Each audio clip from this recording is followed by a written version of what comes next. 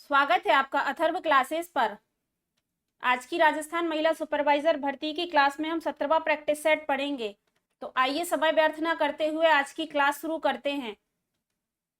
Class शुरू करने से पहले अगर आपने इससे पहले के प्रैक्टिस सेट नहीं देखे हैं तो चैनल पर जाकर जरूर देखें, क्योंकि हर एक प्रैक्टिस सेट आपके एग्जाम की दृष्टि से काफी महत्वपूर्ण है। तो आज का हमारा पहला प्रश्न है, किसकी अनुपस्थिति में अस्थियों में Ca की कमी हो जाती है? तो ऑप्शन है vitamin B, vitamin A, vitamin C या विटामिन डी। तो विटामिन डी हमारे शरीर में क्या है, अस्थियों और दांतों के लिए कैल्शियम का उपयोग करने में मदद करता है। तो इसका राइट आंसर क्या होगा? Option number D, vitamin D. तो इसकी कमी से अस्थियों में Ca की कमी हो जाती है। नेक्स्ट क्वेश्चन है, निम्न में से कौन सा कारक स्वास्थ्य शिक्षा के सिद्धांत में से नहीं है? तो ऑप्शन है रुचि, सहभागिता, अभिप्रेरणा, प्रतियोगिता। तो स्वास्थ्य शिक्षा के सिद्धांत में से नहीं है, तो रुचि, सहभागिता, अभिप्रेरणा ये स्वास्थ्य शिक्षा के सिद्धांत में शामिल है। प्रतियोगिता इसमें शामिल नहीं है। तो इसका राइट आंसर होगा option number D. Next question है, निषेचन डिंब कितना समय बीत जाने पर अंतः स्थापना के लिए जिम्मेदार रहता है? तो ऑप्शन है 8 से 10 दिन, 10 से 12 दिन, 6 से 7 दिन या 12 से 14 दिन। तो इसका राइट आंसर होगा ऑप्शन नंबर सी, 6 से 7 दिन। नेक्स्ट क्वेश्चन है, प्रसव पश्चात रुधिर स्त्राव के चिन्ह हैं?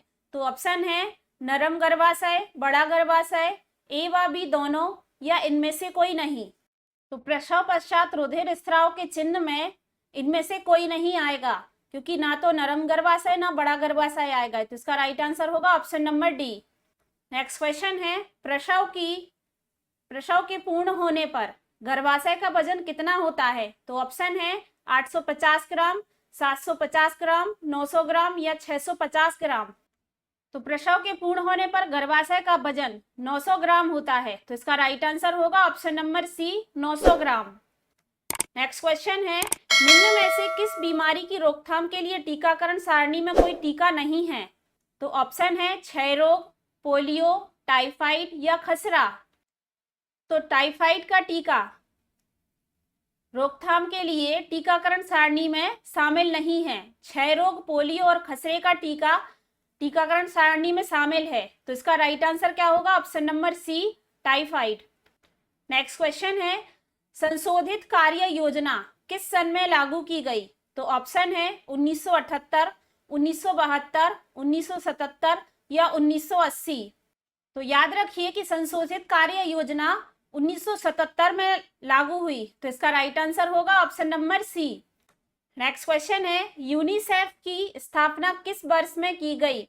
तो ऑप्शन है 1946, 1948, 1988 या 1975। वो यूनिसेफ जिसका फुल फॉर्म होता है united nations international children's emergency fund, जो कि क्या है, संयुक्त राष्ट्र की एक विशिष्ट एजेंसी है। इसकी स्थापना कब हुई थी? सन 1946 में हुई थी। साथ ही याद रखिए कि इसका लक्ष्य जो माताओं और शिशुओं के स्वास्थ्य की उन्नति करना है। इसका एक इंपॉर्टेंट है कि क्वेश्चन यहां से भी बन सकता है कि यूनिसेफ का ध्येय वाक्य क्या है? तो इसका ध्येय वाक्य है हर बच्चे के लिए स्वस्थ शिक्षा, समानता, संरक्षण और उन्नत मानवता। तो ये इसका ध्येय वाक्य है। तो याद रखिए प्रश्न यहां से भी बन सकता है। तो इस प्रश्न का राइट आंसर होगा ऑप्शन नंबर ए, 1946। नेक्स्ट क्वेश्चन है, यूनिसेफ का क्षेत्रीय कार्यालय भारत के कौन से राज्य में स्थित है? तो ऑप्शन है पंजाब, तमिलनाडु, दिल्ली या चेन्नई। तो याद रखिए कि यूनिसेफ का क्षेत्रीय कार्यालय भारत के दिल्ली में स्थित है। तो इसका राइट आंसर होगा option number C, Delhi. Next question है, चिकित्सा शिक्षा और मानव शक्ति पर बल के लिए भारत सरकार द्वारा किस कमेटी का गठन किया गया? तो ऑप्शन है करतार सिंह कमेटी, मुदालियर कमेटी, भोर कमेटी या श्रीवास्तव कमेटी। तो चिकित्सीय शिक्षा और मानव शक्ति पर बल के लिए भारत सरकार द्वारा श्रीवास्तव कमेटी का गठन किया गया। तो इसका राइट आंसर है option number D. Next question है, टिटनेस रोग किससे होता है? तो ऑप्शन है diphtheria bacilli, Clostridium tetani, vibrio cholerae या इनमें से कोई नहीं। टिटनेस जो कि जीवाणु से होने वाला रोग है और यह है, इसके जीवाणु का नाम है क्लास्ट्रीडियम टेटनी। तो यही इसका राइट आंसर होगा ऑप्शन नंबर बी। और प्रश्न अगर पूछा जाए कि टिटनेस किस अंग को प्रभावित करता है, तो यह है तंत्रिका तंत्र और मांसपेशियों को प्रभावित करता है। नेक्स्ट क्वेश्चन है, हम शिक्षा के द्वारा बालक का कुछ विकास कर सकते हैं, बहुत अधिक नहीं। तो थॉमसन का यह कथन संबंधित है वंशानुक्रम से, वातावरण से, जलवायु से या वंशानुक्रम एवं वातावरण से। तो हम शिक्षा के लिए बालक का कुछ विकास कर सकते हैं, बहुत अधिक नहीं। तो थॉमसन का यह कथन संबंधित है किससे? वंशानुक्रम से। तो इसका राइट आंसर होगा ऑप्शन नंबर ए, वंशानुक्रम से। नेक्स्ट क्वेश्चन है, अशुद्ध उच्चारण सुधारा जा सकता है? तो ऑप्शन है पुनरावृत्ति द्वारा, समानता वाले शब्दों का उच्चारण कराकर, शब्दों को खंडों में बांटकर, उपरोक्त सभी।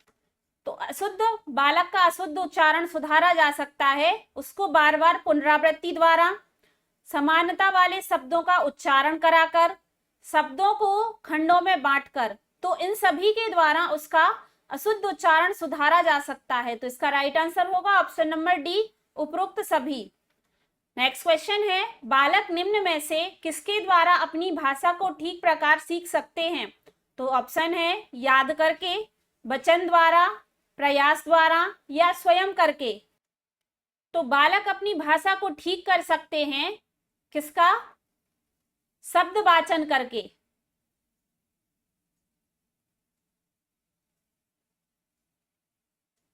तो ऑप्शन नंबर बी पर यहां पर है शब्द वाचन द्वारा वह अपनी भाषा को ठीक प्रकार से सीख सकता है। नेक्स्ट क्वेश्चन दिया है, दिवा स्वप्न क्या है? तो ऑप्शन है तरह तरह की बातें सोचना, निरर्थक कल्पनाएं करना, पढ़ाई में तल्लीन हो जाना या दिन में सपने देखना। तो दिवा स्वप्न का अर्थ है निरर्थक कल्पनाएं करना। तो इसका राइट आंसर होगा option number B. Next question है, भाषा शिक्षण के मूल कौशलों के अधिगम को किस दृष्टि से इनमें से सर्वोच्च प्राथमिकता दी जानी चाहिए? तो ऑप्शन है सुंदर लेखन को, शुद्ध उच्चारण के ज्ञान को, मौखिक अभिव्यक्ति को, शुद्ध वर्तनी के अभ्यास को। तो भाषा शिक्षण के मूल कौशलों के अधिगम को मौखिक अभिव्यक्ति की सर्वोच्चम प्राथमिकता दी गई है। किसको? मौखिक अभिव्यक्ति को भाषा शिक्षण के मूल कौशलों में। तो इसका राइट आंसर होगा option number C. Next question है, यदि आप एक संवेगात्मक रूप से असंतुलित बालक को पढ़ाना चाहते हैं तो आपको करना होगा। ऑप्शन है उसे व्यवहारिक त्रुटि का ज्ञान कराएं, उसके त्रुटि युक्त व्यवहार को स्वीकृत ना करें, उसके नकारात्मक व्यवहार के प्रति दंडित करें, उसके समक्ष अन्य उत्तम छात्रों का उदाहरण प्रस्तुत करें। तो यदि एक संवेगात्मक रूप से असंतुलित बालक को पढ़ाना है तो उसके त्रुटि युक्त व्यवहार को स्वीकृत करना होगा। तो इसका राइट आंसर यही होगा ऑप्शन नंबर बी, उसके त्रुटि युक्त व्यवहार को स्वीकृत करना, उसकी गलतियों को स्वीकारना। नेक्स्ट क्वेश्चन है, निम्न में से क्या सृजनात्मक हेतु आवश्यक है? तो ऑप्शन है संवेदना, चिंतन, तार्किकता या कल्पना। तो सृजनात्मकता हेतु आवश्यक है वह है कल्पना करना। तो यही इसका राइट आंसर होगा ऑप्शन नंबर डी, कल्पना। नेक्स्ट क्वेश्चन है, बालकों में समस्यात्मक व्यवहार का कारण नहीं होता है। तो ऑप्शन है अनैतिक कार्य, मनोरंजन की सुविधा, निर्धनता, अत्यधिक लाड़ प्यार। तो बच्चों में समस्यात्मक व्यवहार का कारण नहीं है पूछा है।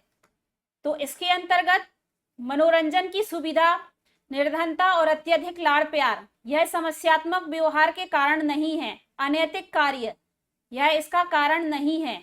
तो इसका राइट आंसर क्या होगा? ऑप्शन नंबर ए। बाकी ये सभी समस्यात्मक व्यवहार के कारण हैं, अनैतिक कार्य नहीं है। तो इसका राइट आंसर होगा ऑप्शन नंबर ए।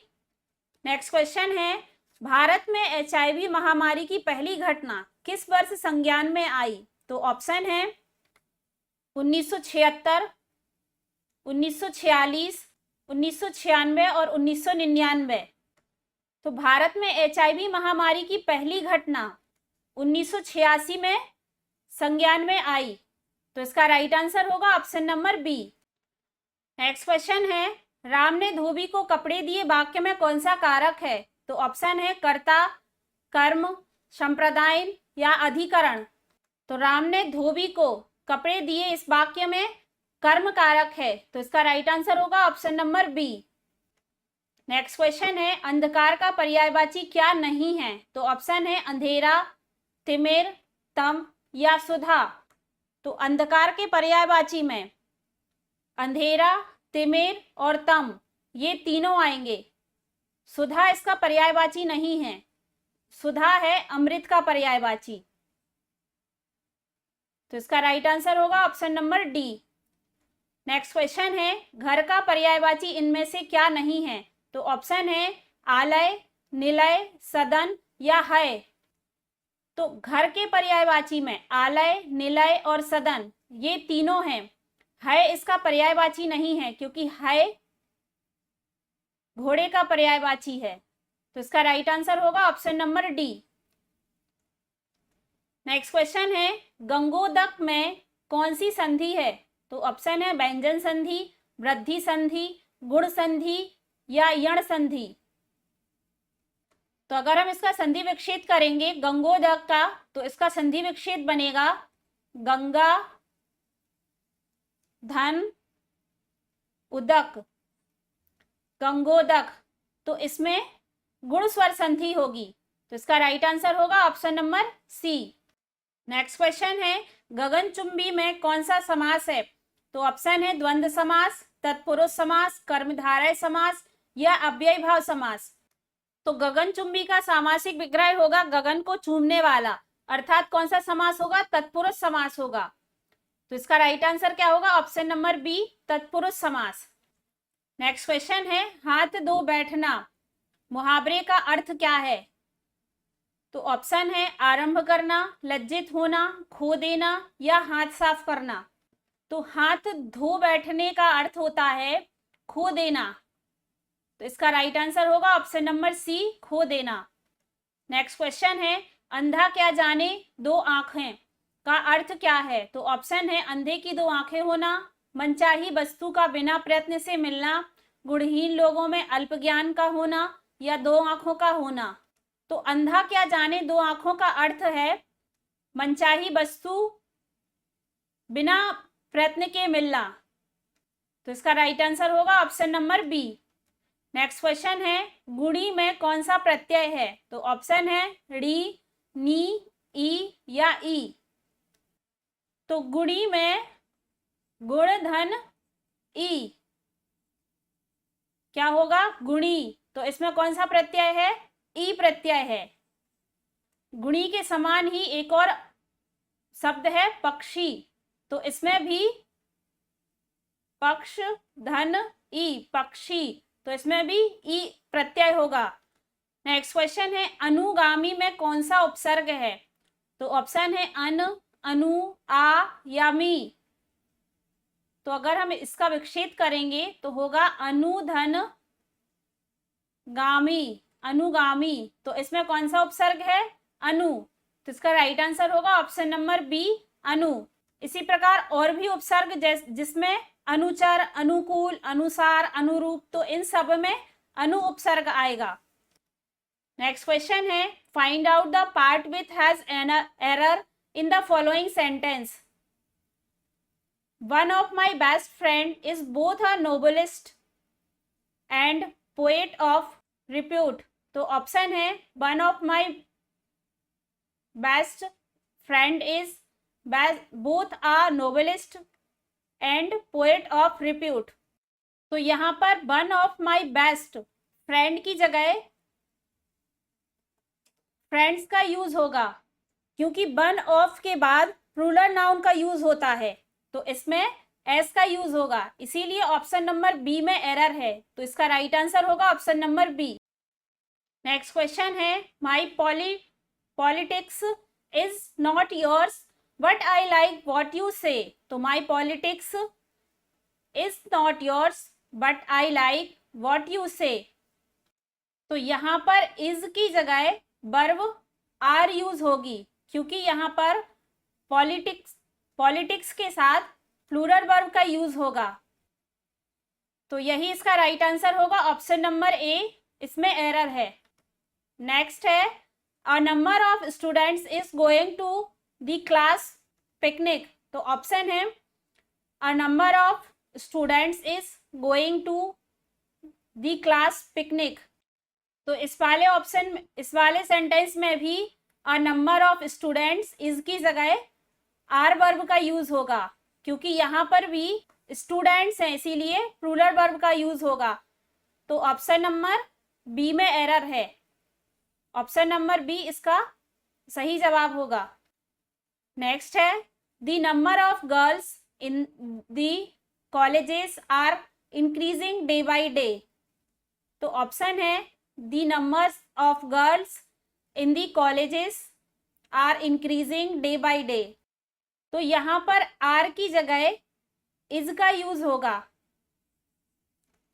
क्योंकि द नंबर ऑफ गर्ल्स के बाद सिंगुलर वर्ब यूज होगी, इसीलिए यहाँ पर इज का यूज होगा। तो ऑप्शन नंबर सी में एरर है।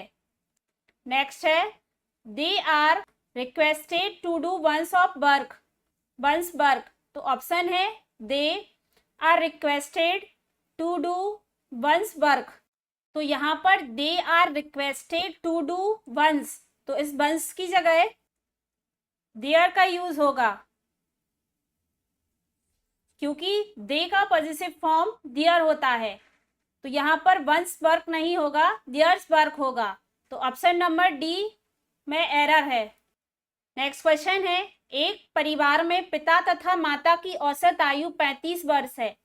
पिता, माता तथा उसके पुत्र की औसत आयु 27 वर्ष है। पुत्र की आयु कितनी है? तो सबसे पहले यहाँ ने इस प्रश्न में परिवार में पिता और माता की औसत आयु दी है कितनी? 35 वर्ष। कितने लोग हैं? 2 लोगों की दी है, तो टोटल कितनी आएगी? 70 वर्ष। दोनों की आयु का जो योग आएगा वो कितना आएगा? 70 वर्ष आएगा। फिर इसके बाद पिता, माता और उसके एक पुत्र की औसत आयु दी है, तो कितनी दी है? तीनों की 27 वर्ष दी है। तो तीनों की आयु का योग आएगा 81 वर्ष। तो तीनों की आयु का जो योग है 81 वर्ष, और दोनों की, माता और पिता की आयु का जो योग है उसमें से माइनस कर देंगे, तो पुत्र की आयु निकल आएगी। तो पुत्र की आयु निकलेगी 11 वर्ष। तो ऑप्शन नंबर बी 11 वर्ष इसका सही जवाब है। नेक्स्ट क्वेश्चन दिया है, एक संख्या को 4 से भाग देने पर भागफल संख्या से 21 कम हो जाती है, तो वह संख्या क्या है? कहा गया है कि एक संख्या, तो उस संख्या को x मान लेंगे। संख्या को 4 से भाग देने पर भागफल संख्या से 21 कम हो जाता है, तो 4 से भाग देने पर वह संख्या से कितना हो जाता है? 21 कम हो जाता है।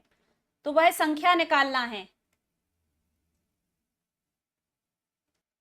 तो सबसे पहले क्या करेंगे? 4 का अंदर इंटू कर लेंगे, तो ये हो जाएगा x is equal to 4x minus 84। 84 इस तरफ ले आएंगे तो ये प्लस के हो जाएंगे, और x उस तरफ ले जाएंगे तो ये हो जाएंगे 3x। 4x माइनस x हो जाएगा। अब 84 अपॉन 3 कर देंगे तो x की वैल्यू निकल आएगी। तो इसको यहां से कैंसिल कर लेंगे, तो ये जाएगा 2 और 8। तो जो x की वैल्यू है वह कितनी निकली? 28 निकली।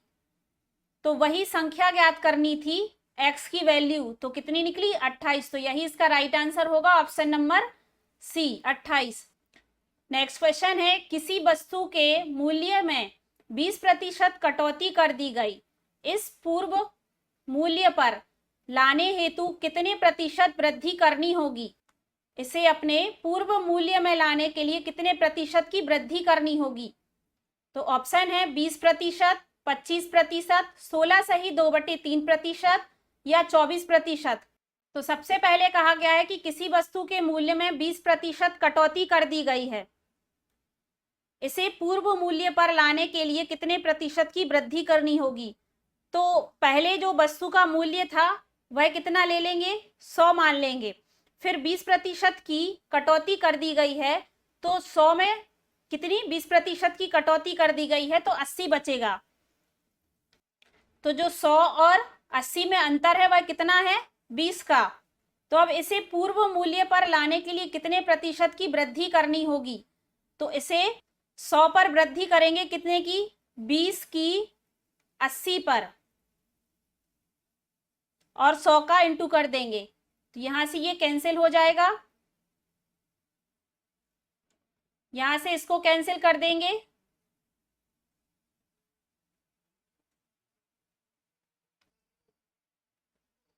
तो ये हो जाएगा 25%। तो यही इसका राइट आंसर होगा, ऑप्शन नंबर बी, 25%।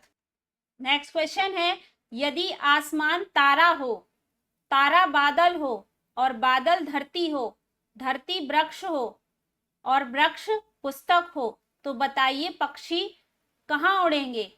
तो ऑप्शन है बादल में, आसमान में, तारा में या आंकड़े अपर्याप्त हैं। तो प्रश्न एक बार फिर से सुनिए कि यदि आसमान तारा हो, तारा बादल हो, बादल धरती हो और धरती वृक्ष हो, वृक्ष पुस्तक हो, तो बताइए पक्षी कहाँ उड़ेंगे। तो पक्षी कहाँ उड़ते हैं, आसमान में। लेकिन प्रश्न में क्या कहा गया है कि आसमान क्या है, तारा है। आसमान क्या है, तारा है, इसीलिए पक्षी कहाँ उड़ेंगे, तारा में। तो इसका राइट आंसर होगा ऑप्शन नंबर सी, तारा में। नेक्स्ट क्वेश्चन है, एक निश्चित सांकेतिक भाषा में 123 से अभिप्राय है गर्म फिल्टर्ड कॉफी और 356 से अभिप्राय है बहुत गर्म दिन और 589 से अभिप्राय है दिन और रात से। तो बताइए कि बहुत के लिए कौन सा अंक है। तो सबसे पहले तो हम इनमें देखेंगे कि कौन सा कॉमन अंक है। तो यहाँ पर है 3 और यहाँ पर भी है 3। तो यहाँ पर 3 और यहाँ पर क्या है, गर्म, यहाँ पर भी गर्म। तो 3 के लिए कौन सा है, गर्म है। इसके बाद है दूसरा है दिन, यहाँ पर कॉमन है और यहाँ पर दिन कॉमन है। तो देखेंगे यहाँ पर है 5 कॉमन और यहाँ पर भी 5 है कॉमन। तो दिन के लिए कौन सा है नंबर, 5। दिन के लिए है 5 और गर्म के लिए है 3। अब बचा बहुत, तो बहुत के लिए कौन सा दिन है, यहाँ पर 3 और 5 हटा देंगे तो सिर्फ 6 बचेगा। तो बहुत के लिए कौन सा अंक यूज होगा, 6। तो यही इसका राइट आंसर होगा, option number D. Next question दिया है, निम्नलिखित अक्षरों की श्रृंखला में प्रश्नवाचक चिन्ह के स्थान पर कौन सा अंक अक्षर समूह आएगा। तो A B C F G H L M N. तो सबसे पहले इनकी प्लेस वैल्यू लिख लेंगे। तो ए बी सी, तो इसकी होती है 1 2 3। इसके बाद है एफ जी एच, तो एफ के लिए होती है 6 7 और 8। फिर है एल एम एन, तो एल के लिए होती है 12, एम के लिए होती है 13, एन के लिए होती है 14। तो यहाँ पर तो 1 प्लस हो रहे हैं, क्योंकि 13 12 13 14 6 7 8 1 2 3, तो +1 हो रहा है। लेकिन 3 से 6, 8 से 12, तो यहाँ पर बढ़ते क्रम में है। यहाँ पर है 3 से 6 +3 हुआ, 8 से 12 +4 हुआ। तो यहाँ पर 14 से कितना होगा, +5 होगा, तो हो जाएगा 19। तो फिर +1 होगा 20 और 21। तो 19 किसकी होती है, एस की, 20 होती है टी की और 21 होती है यू की। तो इस प्रकार का क्या बनेगा, एस टी यू। तो अगला होगा S T U, option number D, यही इसका राइट आंसर होगा। तो आज की क्लास यहीं पर समाप्त करते हैं। आशा करते हैं आज की क्लास आपको पसंद आई होगी। अगर वीडियो पसंद आई है तो वीडियो को लाइक जरूर करें और ज़्यादा से ज़्यादा लोगों तक शेयर करें। और अगर आपने इससे पहले के प्रैक्टिस सेट नहीं देखे हैं तो चैनल पर जाकर जरूर देखें और कमेंट करके बताएं कि आज की वीडियो कैसी लगी है। धन्यवाद।